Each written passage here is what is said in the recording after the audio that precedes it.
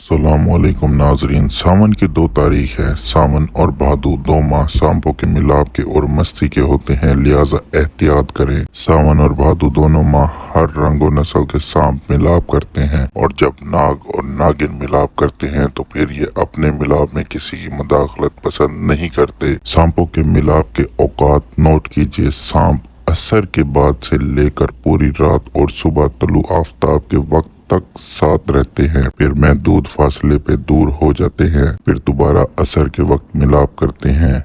देहाती, पहाड़ी, जंगली इलाके जात के लोग ये 2 माह सावन भादो तक असर के बाद से लेकर मुकम्मल रात और तलुए आफताब तक निहायत एहतियात करें। रात को हर सूरत टॉर्च लेकर बाहर निकलें और नजरें नीचे जमीन पे रखें। बच्चों को रात के वक्त हरगिज घर से बाहर मत निकलने दें, बल्कि घर में अगर पौधे, दरख्त या घास वगैरह है तो उनके पास भी मत जाने दें। रात के वक्त खेतों फसलों में ना जाएं। अगर मजबूरन जाना पड़ जाए तो बहुत ज्यादा एहतियात करें। सांपों की अक्सरियत पानी के नदी नालों के पास होती है। काले नाग सांप की जोड़ी बहते पानी के पास होती है। अच्छियादारी नाग की जोड़ी रेगिस्तानी इलाके में होती है। कपरा सांप की जोड़ी ठंडी जगह जहाँ पे नमी हो वहाँ होती है।